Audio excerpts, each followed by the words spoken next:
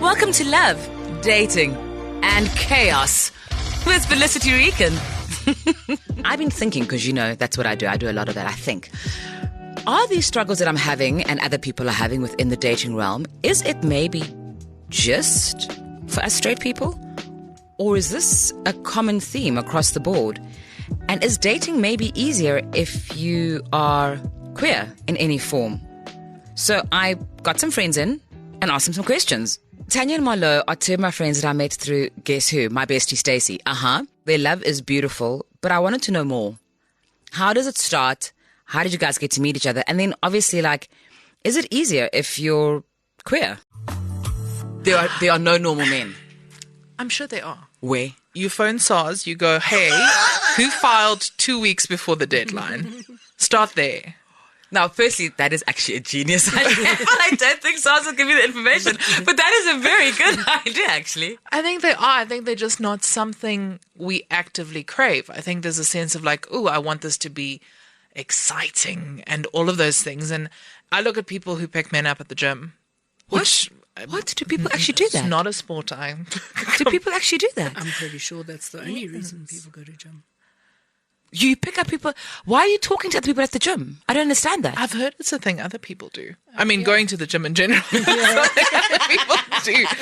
But it's there was this guy at the gym. And to me, it's if I had to go find a guy at the gym, he's the one stretching before the intermediate spin class. Really? There are normal guys. I think we just so very often go, that's boring. Okay, I hear you, but I'm too old for not boring. I want boring. I want boring-esque. I don't want somebody that's dull. Yes. But I don't necessarily want somebody who's going to be like, hey, babe, let's go on a murder rampage. Because I listen to enough podcasts to know that doesn't end well, generally. So, I could get away with a lot of stuff because I listen to a lot of murder podcasts. Just saying. Word of warning. I think I figured out why you can't find a man. Whoa, that is... They're all dead because I've killed them. Okay, I want to know your relationship history, how you got to where you are, and what made you go, this person. I don't have a particularly colourful relationship history. I think in terms of Marlo, I had one long relationship that just was wrong. We didn't know each other very well. It lasted for 7 years. And when that ended, I was kind of I'm done. It's not worth it. So I kind of walked away from even thinking about a relationship. Okay. And then I moved back to Joburg for work. And Marlo and I started working together. And one day it just dawned on me, this woman is super bright, super funny, just everything. And it grew from there. But it wasn't looking for it. It just walked in the door, quite literally. I fell in love with the person. It certainly wasn't planned. Very much the opposite. Cool. So you said the same thing that I said to the person previously, I don't want to hear. Okay. Thank you so much for sharing your amazing love story. Can we cut Tanya's mics now, Ethan? Thank you so much. That's enough of that. Yeah. It just happened. Okay, so I've heard so many people say that. And I'm not going to lie. It is the most frustrating thing to hear from as a single person.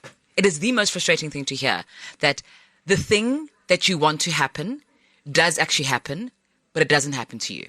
I think it's also, and I think similar to you, you crave the exciting thing. There was a bit where plot twist, when I was dating men, there was a bit where I thought my type was someone who spoke like they had abused hallucinogenics for a really long time. Oh, good. Just in terms of conversation. Okay. I don't love a slow conversation. I don't like a dull conversation. I don't want us to talk about the weather. One of the most exciting pickup lines ever used on me was, you smell like lavender fields and Labrador puppies. Wow. I know. And that's the kind of thing, I was immediately. Yeah. And a brain erection? Is that a thing? Yes. Is that a thing? Immediately. I was yes, this is captivating. This is exciting. And then I wrote that into my little list that you have in the back of your mind when you go, this is what I'm looking for. I was taller than me, speaks like he abused drugs. It was on there. It was it was part of the list because that was one of the things I was oh yes, immediately I know this is exciting. Where Tanya's a slow build excitement. Very, very slow. It wasn't there immediately. And I think because we did spend a lot of time just being friends, I was still a very, very new in the industry we were in. And Tanya was the first editor to make me cry. The first. Who else made you cry? All right. She's out for blood now. Tanya has been the only editor to make me cry. But it was our relationship built from a very different foundation. I mean, she's not Ursula the Sea Witch in that way, but it was just, I'm very A-type. And the moment I didn't do something right, she was like, oh, why did you do it this way? And I was like, I don't know. But she also saw all the worst parts of me. And having a relationship built on that, because how many times have you gone to the bathroom at a man's house, put a little bit of toilet paper down before you take a tinkle? So he has no idea what water pressure you're working with. Like, I must be dainty and I must be delicate and I must be like this little flower. Tanya did not have toilet paper put down before I went to the bathroom at her house. It was 100% honest. There was a morning I got to the office, slightly hungover, very hungover. And she said, have you seen the news? How rough is it with the Chilean miners? And I was like, Tanya, I've not seen the news. I spent the last 45 minutes trying to get a man called Bueta or Buxton out of my apartment. But I told her all of those things. She knew all of those things. And she still found it in her heart to fall in love with me. The sacrifices you make. But I think the reverse was also, some dodgy dude. I think the reverse was also true. Because we were friends first, we didn't try and present our best selves to each other. So it was authentic. Yeah. It was authentic from the get-go. I find it so incredibly hard because I'm not going to pick up someone at the gym. By the way, I do sometimes go to the gym. When I say sometimes, I mean like once every 3 months. I'm like, I'm going back to the gym. And then I go for a week and then I'm like, yes, fitness queen. And then I move on. Anyway, so I'm a lot on dating apps. And it is the weight of the conversations that I have to carry because if it's day 3 and you message me and go, hi, how are you? I want to literally throw my phone across the room. Yeah, I can believe. There is absolutely no effort. And because I think my life is very full, I don't resonate with no effort, if that makes any sense. I don't kind of go, oh, but maybe this person is just really busy. I sincerely believe that if you are into someone, be that a friend or a relationship or whatever it is, you can find the time in your day to go, hey, I'm so sorry we haven't chatted. Having a crazy busy day. You know what I mean? A week later, you can't be like, I was having such a crazy... Please. No. Please. Yeah. You like, I'm not smoking crack and neither are you. So, So I don't... Ethan will cut that from the HR file and the recording. And burn it. Ethan here, I'm not going to cut that out. And I cannot confirm or deny whether or not Felicity smokes crack.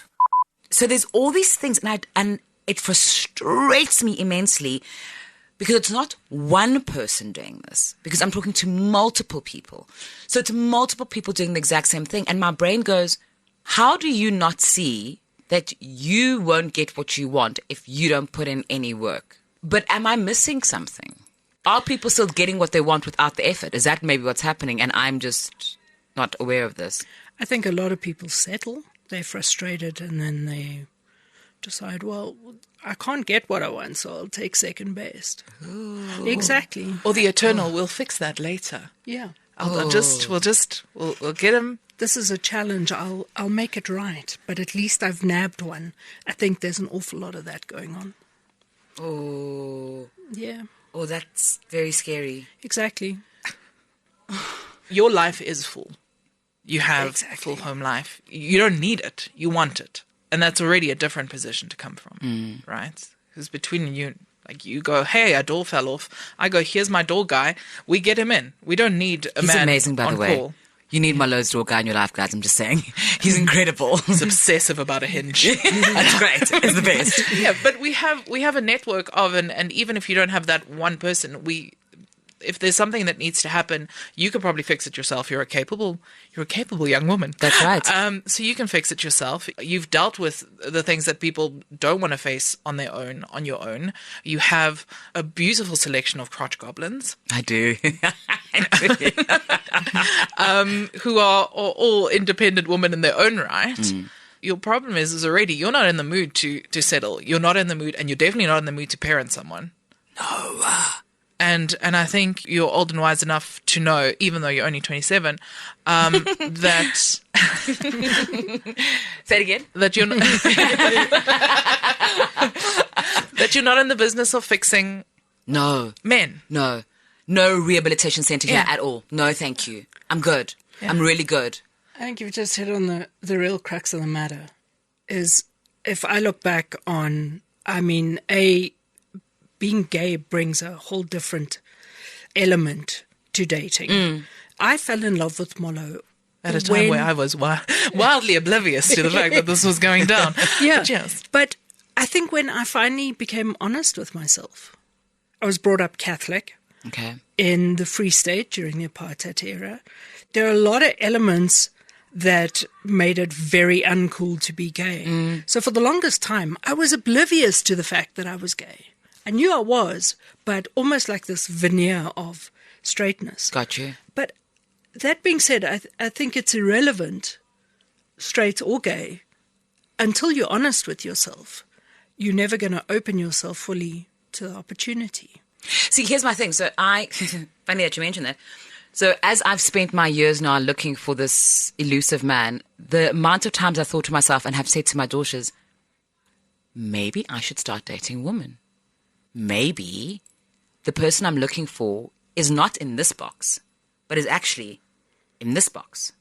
I've also decided that they are potentially like a magistrate and they wear suits. It's what they do. No caveats No, yet. no. We're just loose thinking. There's a it. little list, okay? Because I'm like, for me, the communication is vitally important. But then I also realize it's all fine and well thinking these things, but you're not actually attracted to women.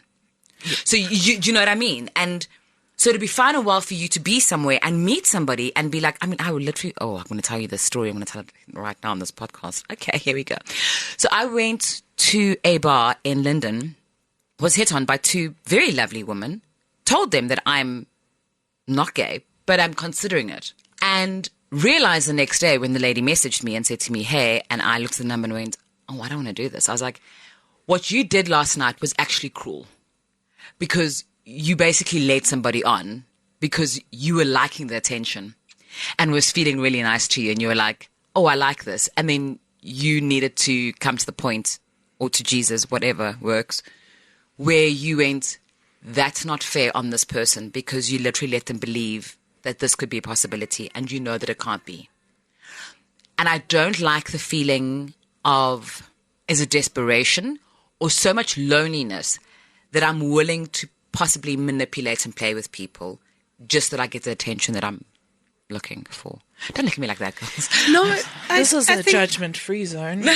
Except for Ethan. Ethan's definitely judging. Oh, he's always judging me. I do think there's a crave for attention. I think to mine it was like, I'm going to widen the pool to include women, because I don't think we're easy. I don't think we're easy to be with. What, as women or as people? As women. Oh. And I don't think it goes like, we understand most of the same things. We dealt with the same dilemmas. And Tanya can speak to this because she has more experience in the realm. I say more, like one more. yeah, barely. But I think there are things that I think we play power games. I think we play mind games. I think we play manipulation games. I think we run circles around men in that department. And I think you bring two of those energies to the same party, it goes bunny boiler quite quickly, I think. Hashtag not an expert. Yeah. What our compatibility, and I think that's what it comes down to, I think like what you're initially attracted to doesn't distill down to compatibility often. Okay. You go, this is ticking all the boxes, but a lot of those boxes are external factors, like optics. Yeah. And I don't know if anyone's cracked the code on compatibility, because that's what it came down to. Tanya and I were immensely compatible. It took a very long time because I had gone there are parts here that I didn't sign up for in terms of a larger, so I didn't even go, like I didn't consider this for the longest time. Yeah. But you go into a space where I was like, I cannot imagine my life without this person. Got you. And to have that kind of connection to someone and not give that an opportunity to be a relationship, that seemed cruel. Got you. Rather than the other way around. Yeah. And I had my wisdoms out I mean, I wasn't 12 at the time. I had my wisdoms out late. Okay, Before Tanya gets reported to some sort of a watch list. This is news to me. Yes. I just had my wisdoms out and I was lying on a couch, severely medicated, while she prepped the second batch of custard and jelly. She had sorted me out, pillow, blankie, heat bag for around my face, lined up every single Disney movie. And if you know me, yes, watching a Disney movie medicated is, bucket list stuff. Yes. And I was like, if Tanya had a penis, we would have been married already. Yeah. And I was like, but is that the only thing? Mm. And it does seem like a big thing. That sounded dirty now that I said it. Yeah, I wasn't going to say anything about it, but sure. Mm-hmm. But it was, to me, on the list of a million things I could have wished for. Got you. She was, quick maths, 999,999 of those things. Got you. Does that? Yeah. Should we get the people at SARS to confirm?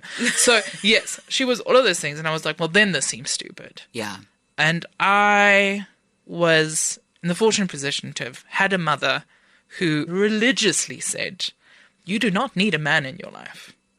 You need a dependable vibrator and good garden services. Love your mother. And the fact that neither are scared off by an unruly bush was not her intention. I did include that into my takeaways. And then I was like, fuck it. Yeah. We can do this. Tanya and I, garden services, dependable vibrator. I think our relationship is so... I don't want to make you feel worse. No, please. But it is so blissful. We don't fight about the things other people fight about. We get obsessive over things that other people just kind of mull over. We've had contractors at our house while we were doing, cool, let's redo the kitchen, literally leaving saying, I've never had anyone agree on everything in a kitchen in the amount of time agreed on. Yeah. And it's not because we both like the same thing instantly. It's because you go, oh, I like this one, I like this one. And then there's always a middle ground between what we like that doesn't feel like a settle. Got you. And that's a lot to find. See, what I'm hearing here, and I've heard it twice now, is, and it's very true, it's the settling. I think it's people who are willing to settle, understandably, because possibly they are lonely. And I'm not going to say desperate. I'm just going to say you're lonely. Absolutely. And loneliness can literally kill some people. But then it's also settling in a space where it's compromise rather than I'm giving up something that's really important to me just so I can be with somebody. It's not doing that. It's compromising and going, this works for me and this works for you. That's amazing. Let's do this. Yeah. I think that there's this, particularly in the heterosexual community, I think there are so many boxes that people have built for themselves and for this dream person. And you get told, as women particularly, don't settle. Don't settle. But you never get told, check your boxes before you are making those decisions about settling. Because are your boxes, he is 6'5" and he is a ginger. This is a personal thing. This is 2 more tick boxes away from becoming very niche, but let's go. And I think it's pretty niche already. Yeah, and it is a shush, Tanya. Yes, it is very niche. You need to check yourself on that, men and women, because you could literally be looking past the person or persons, because maybe that is your journey as well, that can fulfill these needs that you have in a way that is wholesome and productive to both of you, where you're not feeling like you are giving up something of yourself that is fundamentally important to you. I'm not willing to give up on any of the boxes, just saying. But when last did you order the boxes? Do you know, and I think it'll be one of those things where when it does happen, you'll go, oh, damn it, those boxes, they don't match up. It doesn't matter what the boxes are. When it's right, it's right. Whether they tick the boxes or they not. don't tick the boxes. When it's right, it's right. Should I stay on the apps, though? I don't think you should limit your possibilities. I say that having come from a place where I said, oh, sod this, I'm not doing this anymore. I'm quite happy being on my own. That's where I'm happy. But you're not there. That's not what you want. You want someone, and your mission is still to get it. Yeah. So don't limit yourself. Stay on the apps. Do whatever. I have friends of my sister, back when it wasn't even such a thing, met on an app. They have 2 kids. They're living their life. They've been together for ages, and they are very niche people. They live in the bush. They have very specific boxes. They found each other. They're happy. They're doing their thing. Because the thing is, that my reason for asking about the apps is because, like I said, it's often recycling not only of the same people, but the same conversations. Yeah. Very frustrating. But then also I'm like, where else do you meet people? And if you say in real life, I'm going to vomit because I don't go out because my house is my safe place. No, So, and I and think also going to like a bar. you've just hit on one of the most, and I don't think this is about dating either. I think it's just about pure friendship.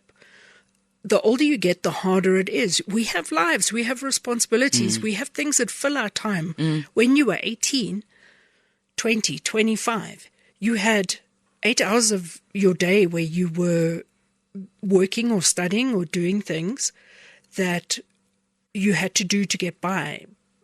But the rest of your day was all about going out, and you were free and you were open and your mind is malleable and you are happy to have hours of inane conversation with people. And I think the older you get, time becomes precious.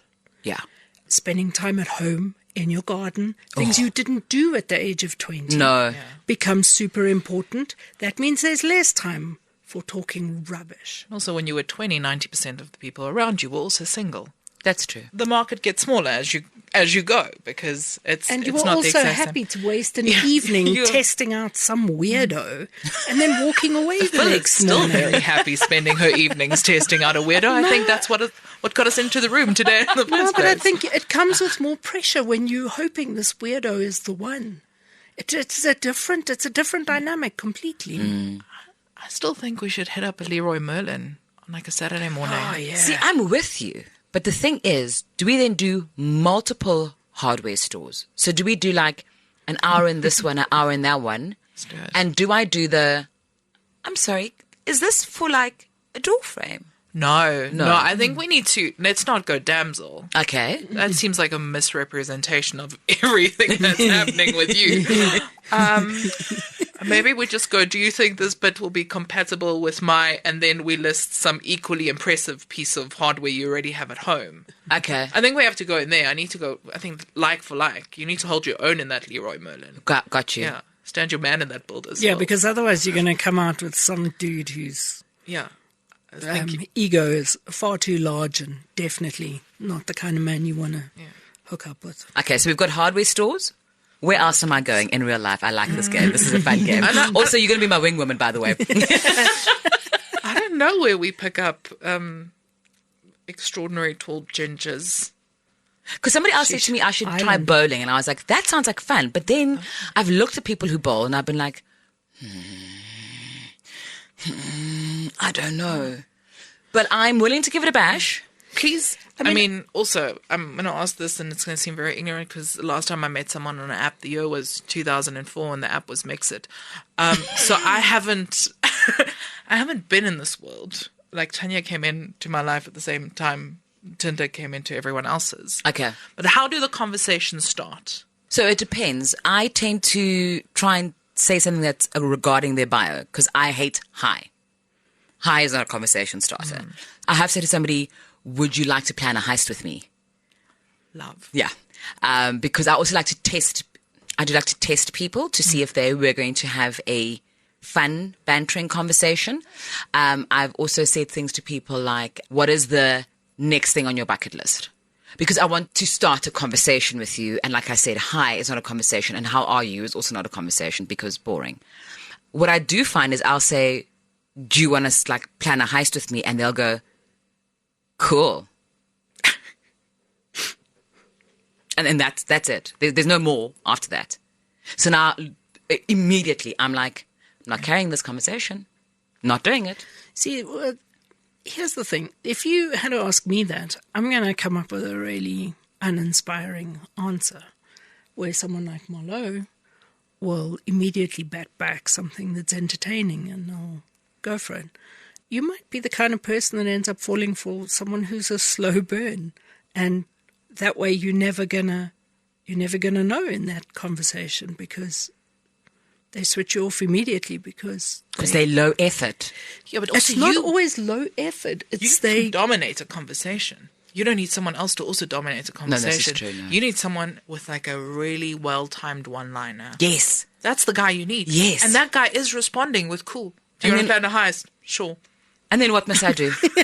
Meet you at 3:00 at the Builders, where we will get all our equipment for this heist. I can tell you now, if I met Tanya on an app, we both would have archived that chat very, very quickly and moved on, because that's not how she operates. And I say that knowing full well that she holds her own in a conversation. Yes. She is sharp as a whip. Yes. And has the most deliciously dark little sense of humor. All the things I crave, but they're not going to come out in a little DM.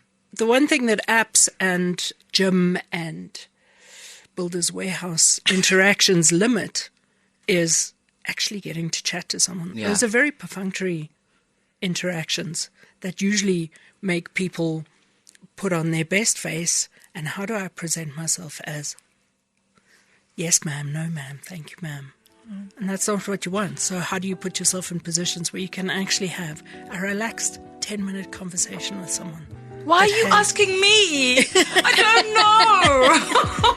Of course, because I am this person, we can't just talk to women only. We've got to talk to the men as well. So Jared and Andre are here to talk about relationships within the gay community and what that is like. And they're going to answer the age-old question, are men the problem? And I'm going to ask them because they're men, and that's funny. No, it's not funny. I love laughing at my own jokes. My biggest thing about dating is that men, why? Yeah. Oh, good, you agree with me. Oh, cool. So it's not like a straight thing. It's a men, why? Yes. I'm biased because I've been in a relationship for 15 years. But Yeah, also, you need to leave. but exactly, I'm like, oh, shame, look at everybody else. You know what I mean? So I'm like, I really get it. I'm like, I am so lucky, so fortunate, and so privileged. And like, I see what single people go through, women, other gay men. I'm like, it sucks because men are a-holes. So it is men, right? Yes. It's just the patriarchy. It's like all men except Pedro Pascal. Yeah, he's an exception. See, we don't know that though. I'm convinced there is like a But weird evil. conspiracy theory about pushing Pedro Pascal as the ulti man. And I'm convinced that actually Pedro he's maybe probably Dodge. I'm just saying. I disagree. I know, controversial. I know. I know. It's your hot take. Thinking any man who's sensitive enough to sort of to be a stickler and an activist for queer rights or whatever will treat a woman damn well. Because if he does that for queer people, then his lady is going to be the queen. Just let me have this. I'm sorry. Okay, so before, Jared, Yes. tell me about your dating life. Tell me about, well, haven't really dated a lot recently because of the aforementioned. Men. Men are awful. It's like I always say, you know, like if Chris Evans wandered in the room and was like, you're the one, Jared, I'd be like, okay, I'm willing to tough it out, the potential pain and heartbreak, because you're you. But I mean, like, it does kind of feel like what's left are a whole bunch of neurotic people with a lot of baggage. Yeah. Which is very scary. Yeah. Especially when you like go on Grindr, and you know I've been on Grindr off and on for a while, and you like arrive 10 years later back on Grindr, and it's the same 5 people in your area who are still single. Is that, because the thing is, that's exactly my thing on dating apps as well. So I'm like, F this. Never doing dating apps again. Generally that lasts between 2 days. And sometimes if I'm really like strong, 2 months. Yeah. And then I'm like, Same. it's been 2 months. I'm going to get back on there because there'll be new options and it'll be amazing. People will come of age. Refreshed. Thank you. And suddenly there'll be like better people. And then I go back on and I go, no, I still say no. Stop it. No. So do you think dating apps have ruined dating for people? Do you think like we need to go back to meeting people in real life. Oh, sorry. Hold on. It's going to come out now. People in in the actual real life, do you think people can? Do you think COVID ruined it for everybody and we've all lost the ability to actually I think like you do, be because together? especially online, and I mean, I think gaming are a big attest to that. Like the whole catfish thing, like 60-70% of the time, you're going to get a catfish because it's somebody who presents Is a it that persona, high? an idea, a construction of themselves. Whereas if you meet them in person, you know, and that's why it often happens. You're like, hey, you got a nice 6-pack of abs and you seem like a super nice guy. Let's go for coffee. And then you get there and it's like, Frick, who's like, hello, Booty. You know. Frick could still have a good 6-pack. No, he doesn't. You know what I mean? And then it's sort of Frick, you know, times 400 kilograms and be like, yeah, it's an old photo. You know what I mean?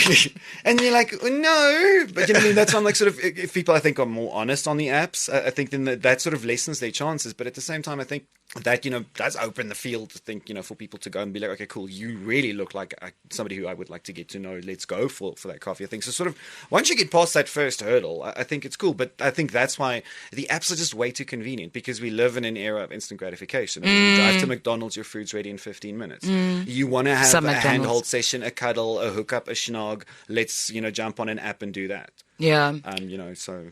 Tell me, Felicity. Yes, Jared. Yes. This feels very like I'm being led down a garden path here. Felicity, Yes, I have Jared. a query for you. Is it the same on straight dating apps where you get a whole bunch of faceless profile pics? So yes and no. There's a lot of photos of cars because straight men know that women are super into pictures of not their cars, please note. It is a photoshopped picture of a car that they found on the internet of what is, I'm assuming, their dream car. Yeah. And as a straight woman, that immediately makes me go, oh my God, we're banging. Like right now. Because straight men know this. They also know that we love it when you show us pictures of fish. Fish? Caught fish or just fish in a tank? Look, I've caught a fish. Oh, caught a fish. Because very primarily, you know, women still don't know how to feed themselves. Yes. So as soon as we see a man who has caught something, Yeah. our basic primal brain goes, he could Gotcha. feed me because I've been starving for all of my 45 years. Yeah. Thank God this man has now arrived to bring this to me. Also, depending on the kind of woman you are, if you're a woman who doesn't like a clingy man, then at least you know there's at least one Saturday in a month that he'll be gone for a day. You 'cause see, he'll I've be fishing. never thought about it like So that. you though. know what I mean? Maybe sort of. I think that's sort of weighing I've up pros never and thought of- cons. It's like golf pitches as well. It's like he'll be gone. Yeah. And also at the same time, because it's an expensive hobby, that means like, okay, so if he can justify fishing and golfing, I can justify shopping and brunch with the girls. I knew I had you in here for a reason. This is genius. Seeing Felicity's face light up. It's all the Well negotiation. done, I'm swiping right on fishing pictures. So, blank faceless pictures, not necessarily. There's a lot of memes. Ugh. And like weird memes, and they generally try and be like slightly romantical memes. Yeah. So it'll be like a picture of like, but like the really trash ones, so like a picture of a man holding out a rose to someone, and it's like, you know, my love is for you, and I go, Baby kitten with a rose. Yeah, baby kitten with the... no, it's just, you know what I mean. So I I've don't- gotten a lot of inspirational sunsets with Oh. quotes. Like, oh yes, quotes. like, Quotes. only God can judge me, and then the sunset, and I was like, yeah, that's super attractive. That's exactly what you come to Grindr How looking bad for. of a person are you if you say that? All right, you know what I mean? Like I'm worthy of judgment. Like I do so many bad things, but only God can judge me. But just so you know, I'm a bad person. Yeah, I love precisely. it. You know what I mean? What train wreck are you? Tell me Also, about like, yourself. if you're coming here to meet people, we're going to have to see what each other looks like eventually. Why are you so scared? No. Look Either away. you're Look at hiding the sunset. out- Look at the sunset. Like, Wait. Are you scared that your mom is on Grindr, making sure you're not on Grindr? Imagine if your mother is on Grinder. That would be hilarious. Would that be funny? If my mother was on I was going Grindr, to say, it would what be if your mother was a hilarious, Grinder? Would you wouldn't be okay with that? The Parkinson's is too bad. She wouldn't be able to. She wouldn't be able to swipe. Neither with my mother. She'd be like, "Hello, is this chicken 60? I just like 6-pack of milk, please." Okay, now you've been with somebody for 15 years. Yeah. How did you find them, and do they have single straight people in their lives? They used to. Unfortunately, they don't anymore because they live and work overseas most of the time. So, like those friendships, and that's I think an unfortunate thing. Sort of as soon as those single straight people, you know, sort of get settled in their relationships, start getting married, have kids, emigrate, and whatever, a lot of those sort of fizzle out and fall away. Yeah. We met at varsity. Okay. Yeah. Okay. Yeah, and then we lost touch for a few years, and then we sort of reconnected again, became best friends, and then about a year and a half later, of just having a slight casual arrangement, our friends are like, guys, it looks like a duck, walks like a duck, and acts like a duck. And we're like, no, we don't want to get hurt or hurt each other. We're just buddies, you know? It's just an arrangement. And they're like, stop it. You've got the option of seeing other people, and yet you're always together. You're joined at the freaking hip. So come on. We're like, I guess we are a couple. Do you want to get a house together? And he's like, yeah, okay, cool. Oh, I love this. You're living my dream. Literally, we were best friends. And then we decided, oh, no, we can't. No, but then it's we sort of, were it comes from a very low point, because literally not too far from here is a complex where my ex and I stayed. And after we broke up, a new partner, we were working together, we were in some similar professional field. He came over one night. And I said to him, oh, my relationship's falling apart, blah, blah, blah, blah, blah. I can't do this again. I was 27. It's just too much. And he's like, I got nothing for you. My life is also just as f***ed up as yours. Let's just drink and smoke together and watch TV. And I'm like, I love you. You know what I mean? And that's sort of where the friendship established, because we're both like, I got nothing for you. You're not like, oh, I'll take care of you. I'll be your hero. I'll rescue you. It's like, dude, we're both equally f***ed. Let's just get through this. Do you think it's easier for gay men to just be like, listen, so we're into each other and we're going to bang right now, and then we'll see where it goes from there? And do you think that possibly, because you guys both have straight friends, do you think that women make sex complicated, or do you think that men make sex complicated? Oh my God, I think sex is complicated for everybody. But, there is. So I'm going to come clean here. I've been on a lot of first dates where I've had sex with the person, which is not to say that I'm easy, because what even does that mean? What even does that mean? It's just that if the vibe is right, I'm not opposed to that, because I don't really have a preconceived idea. And I think that for many, many, many, many years, women have been told that, don't make it easy for the man, because... And, granted, there's a reason for that, because a lot of men just kind of want sex and not a full long-term relationship. So I think if you wait, it can be easier in the long term if you're trying to build that kind of relationship. But if you're both men and you're just kind of feeling it, it's easier to just do it then and there. Do I do it with everybody I go on a first date with? No. If I'm not feeling the vibe, I'm like, no, I don't want to. So I'm not going to. But I don't have that note at the back of my mind, this isn't the third date. Got you. Yeah. I also think that there's always this inherent fear among straight people that, that you could accidentally get pregnant, etc. But I think as a society, we have dealt with that. And at the same time, there's a reason why the word sexual is in our different tropes, even heterosexual. I think that because society sort of has, put that expectation on straight people, as soon as you have sex, it's out of wedlock, you might have kids, it's wrong, you should be at least in a relationship, etc. Screw that. We live in the 21st century. We have physical needs. If society stops expecting you to develop the feels as soon as someone sticks it in you, even a few times, then maybe that could be a much more, because that pressure that you put on yourself. Yeah. You know what I mean? Sometimes I just have an itch to scratch. And again, as Jared said, I think gay men understand that in each other. I wish straight people would as well. Men and women. Yeah. Because a lot of men go, oh, she wants to hump me. I must now marry her and be a provider and a protector. No, dude, she's just using you for she's one a night. slut. All that, what I Yeah. mean? Let's do away with that. There's nothing wrong, with exploring your sexual needs. I mean, one of the things that my ex said to me is I'm very impressed by your slutty past. It explains why you're so good in bed. So I was like, okay, that's one way of looking about it. The only thing is he needs to your go ex play in my... Dame Maggie Smith? I'm trying to keep his anonymity, so it's as far removed from his persona and accent as possible. But then the drawback is then, but he considered himself to be quite, conservative, etc. And then as soon as we broke up, he went to go and sleep with every single one of my one-night stands, that he knew that he ever made. He didn't. Because he wanted some of that experience. And I was like, oh, but... Okay. Reason number 745 why we're not working. That is the weirdest thing to do. It's if we work in entertainment, he's an agent, you know what I mean? There's Got new hot you. impressionable boys coming Got in. you. Oh, look, a 22-year-old who thinks a fat balding man in his 40s is attractive. Yeah, sure, he's got a crush on you. Oh my God. I think also the gay community is somewhat smaller than the heterosexual community. So the chances are that you'll know people in common is greater. Often. When I see all my single friends drop their heads group cash, I'm like, oh, there's someone from a hookup app here, isn't there? I see why you're hiding. Me at the last birthday party that somebody we know in common. had. Yeah, I was like, oh, two of them in one room. If you see a suspicious looking gay guy at a gathering dodging a lot of people or hiding in a corner, you know there's a hookup somewhere. Okay, I okay. just asked them, which one is it? Do you find that there are labels though? So I was looking at this weird article the other day, and it was this whole like the alpha man, and then the omega man, and then the beta man, and then the man, and then the man.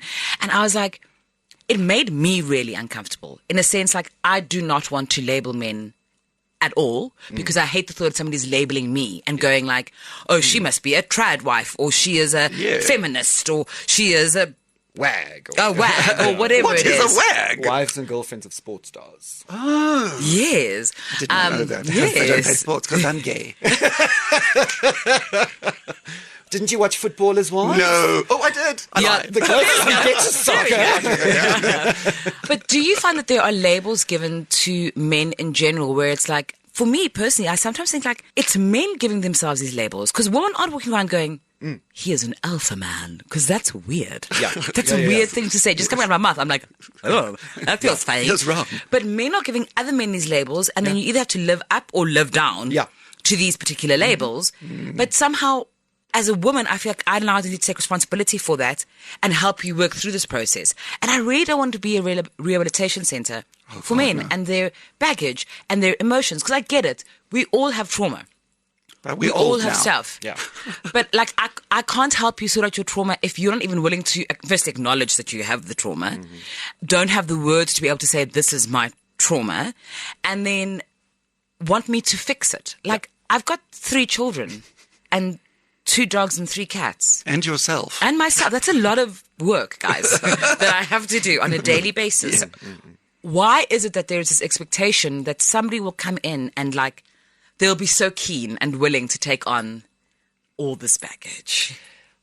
I think that's so unrealistic, and I think if you believe that you have all your ducks in a row, that you have all your faculties together, like so much so that you can fix someone else, or deal with their issues, I have a big problem with that because I find it very dishonest. I also think that men in general and the patriarchy are going through a crisis because masculinity is being challenged and being interrogated from all angles because of the way that patriarchy looks down upon anything that is other.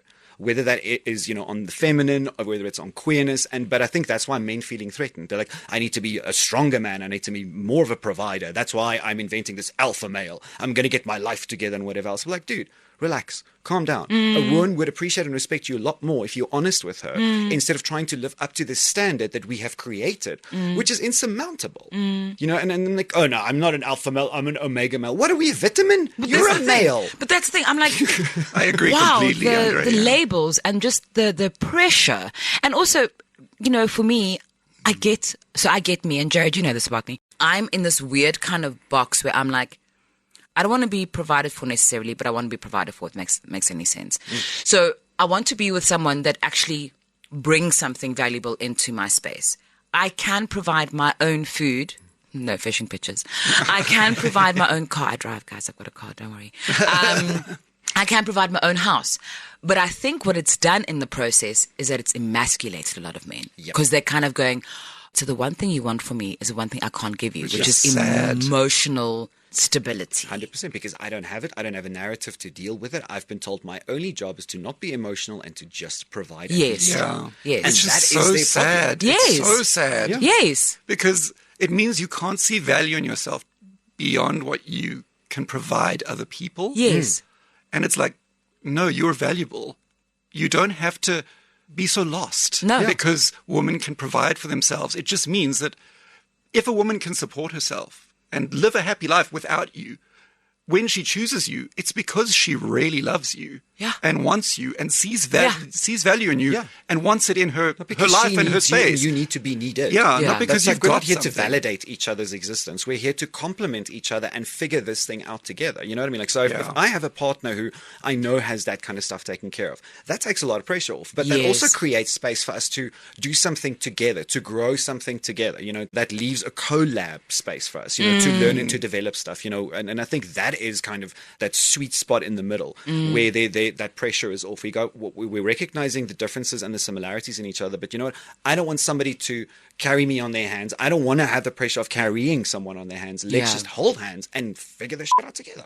Yeah. That's what, in my opinion, I think that's what it's supposed to be, not this agency, power, no power kind of thing, because that for me is very patriarchal, very modernist, very old school, and entrenched in still a lot of societal cultures, religions, etc. And that's what I think we need to get rid of. Yeah, absolutely. So, God, Jared, deeply. you're still dating. I mean, that's, What are you looking for? a man. Okay. Well, Provider. There's a lot of those. thank you. You know, like, I think something very similar to you. Somebody to pay half the rent would be really nice, because being a single person is tough. Yeah, it's expensive. It's very tough, Yeah. even without the children. Yeah. But I do kind of I would love to build a life with somebody. So somebody they don't need to be wildly artistic or spectacularly good looking, which we all would love, I think. But somebody who's kind, somebody who's self-aware, somebody with great muscle tone. Why did you suddenly get very, great muscle tone? Because I suddenly became very aware of being recorded and that people may hear this. And so if you're out there, kind, generous, smart, Great muscle tone. not funnier than me.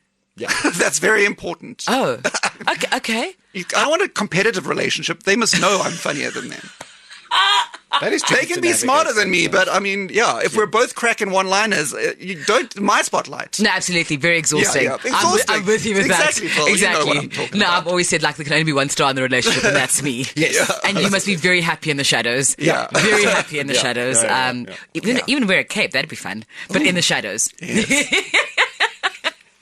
Dramatic. Dracula. What would your advice be to people out there who are looking? People out there who are thinking, I'm not going to give up on this, because I know for so many of us, it literally is a case of, I'm not doing this anymore. I'm tired, I'm exhausted. And then literally about an hour later, you'll see someone hiding and you'll be like, maybe I'm doing for me. Story of my life. But what is your advice to people out there who don't want to get off the stupid train that just keeps on going? Because I also see people who are like, I'm 65 and I'm happily single. And I'm like, oh, God. 65 and single. Oh, God. Okay, sure. Is that my journey? So, I mean, do we all just give up? Oh, God, yeah. I'm not a professor of relationships, so I don't know. Anybody is. But I think if you make that sort of, such an objective in your life, sort of the same way you would I need to lose weight.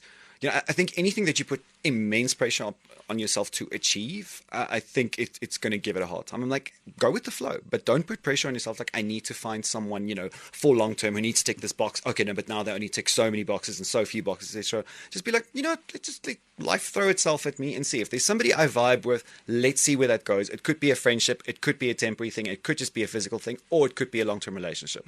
Take it day by day. Don't have these sort of long-term expectations, because you're not going to live up to theirs. They're not going to live up to yours. So I think... So I don't like that advice. Thank you. Moving on. Sorry. Do you know what that advice is? That's the advice of people who are in relationships. I know. It can work. I'm sorry. I don't want to come across as who that. say things like, when you're not looking is when they'll come. I'm like, you're yellow. I have been not looking for Exactly. I've literally blinded myself, okay? With acid, like this. I see no one. I see no one. I don't see anyone. Hello? So, I mean, okay, fine. I hear you for your advice, whatever. It's very sensible advice. It might not be. I am in a relationship, so my information could be highly outdated. No, you're probably right. And that's what makes it even worse. Like, people often say, how do you get something you want without pretending not to want it? I also like my alone time. So the fact that my partner isn't home for 6 to 10 weeks at a time, and I still retain that independence as if I'm a single person. I think sometimes it bothers me, because I have that partner and I'm in a group setting, but my partner's not there to experience something with me. But then I'm sitting next to my single friend, and thinking, I'm very much privileged because, they don't have anybody, period, whatever. I'm not trying to feel sorry for you. This is coming across very wrong. Oh, no! No, but I'm like, but look, at the same time, Jared's happy. He's not like, oh, I need to find someone. Like some of my friends were obsessed. They couldn't come to a braai or a thing without having the scanner and the radar on all the time. Okay. And I'm like, you look My at Jared scan and he's radar's like, on all the time. It's just very subtle. Yeah, very well yeah. practiced.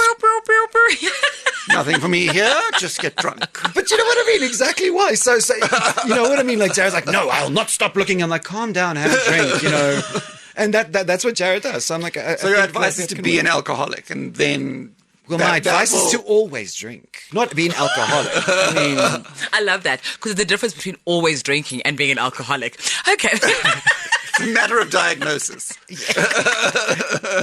depends on who you are. So advice, you say. I mean, I haven't found someone. I think one thing that held me back after my longest relationship ended was that because it was so traumatic, and the kind of realization that I had was that I'd given so much of myself up in that relationship without even realizing it, because you're like, oh, it's a relationship. Let's grow together. Let me accommodate you. You accommodate me, perhaps less so. That I'd given up so much of myself. I felt so lost when that relationship ended that I kind of made this vow to myself, and I was like, I'm not going to do this again unless it's worth it. Got you. And that's put this kind of pressure, like Andrew was talking about, on the next person I meet. Got and so you. every time I meet somebody and I go on a couple of dates with them and they do something that is unexpected or is like a red flag, but not even a red flag, just something that previously I'd made a note of in my head. Got like, you. oh, he used to do this. It sours the relationship and any potential that it could have for me, because I'm falling back on, oh, I got really hurt by that relationship. Got you. This behavior reminds me of that relationship. So before I get hurt again, let me stop it. This isn't going to work. It's not perfect, which I think in the last couple of years, I'm like, actually, that's a very surefire way to make yourself single forever, because you can find something wrong in anybody. I mean, except for me. Okay.